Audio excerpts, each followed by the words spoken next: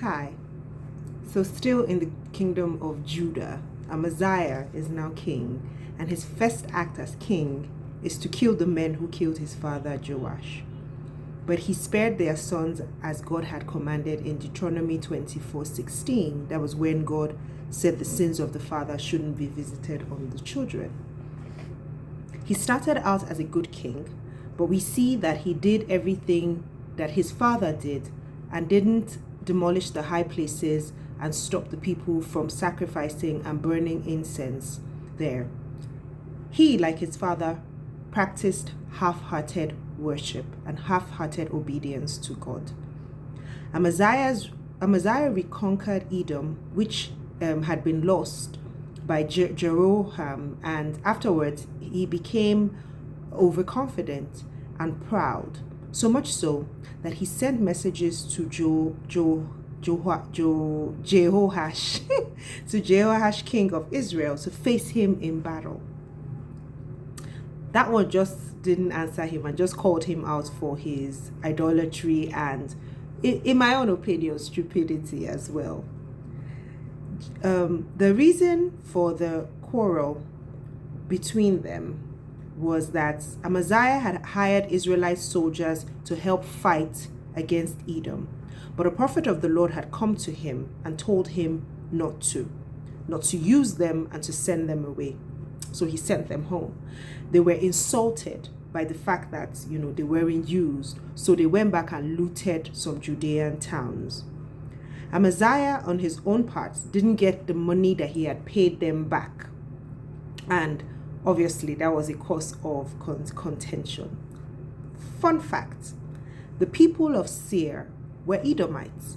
Now, if you remember a few days ago when we talked about the three kings that came to attack Judah, and one of them was the king of the people of the hills of Seir, I just found out that they were Edomites. How interesting is that? He went out against them, and God granted him a great victory. What was crazy to me was that after defeating them, he took their gods and set them up as his gods and offered sacrifices to them. I didn't get that, because how would the gods who couldn't save a people that you defeated, why would you think that their gods would be any use to you? That was mind-blowing. When he was confronted by the prophet, he rebuked him and even threatened him. This reminded me of the African proverb. There's an African proverb that says, who the gods want to kill, they first make mad. So here, it was almost like a literal,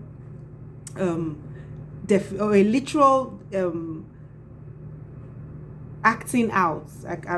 The word escapes me now of these kind of things, because why would you suddenly start to act crazy after God had given you such a great victory against pagans? His pride definitely was his downfall.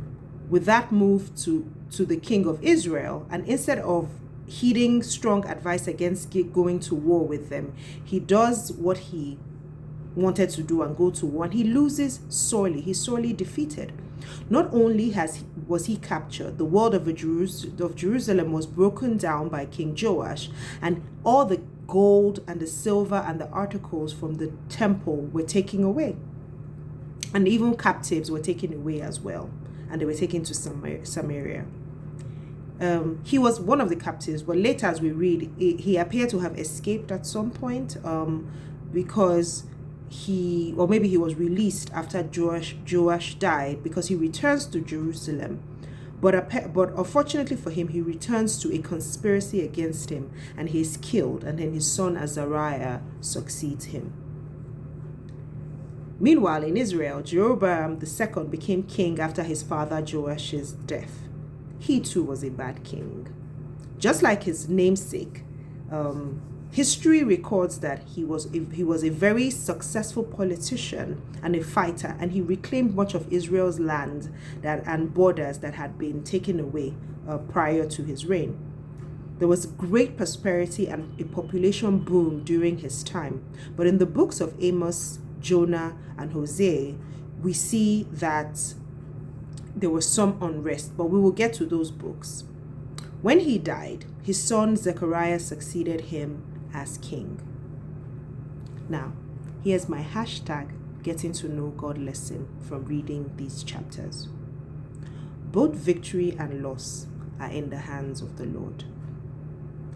In the stories we read, we saw that God gave Amaziah great victory at first, and then they were defeated by the Israelites, and it was all God's doing.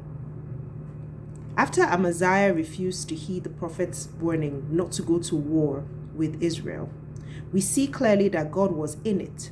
He hardened his heart as punishment for his sins. In 2 Chronicles 25:20, we see that it says, "But Azariah would not heed, for it came from God, that he might give him into the hands of their enemies, because they sought the gods of Edom." Judah's defeat was also linked to idolatry.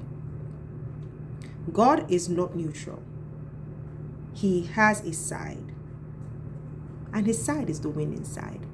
So anyone who chooses to go on the other side of God has gone over to the losing side. Thank you for joining me today. I'm looking forward to sharing my lessons tomorrow, and tomorrow we'll be going to our 18th book of the Bible, the book of Jonah, and I'll be sharing lessons from Jonah 1 to 4, and I look forward to seeing you here. Have a lovely evening. Bye.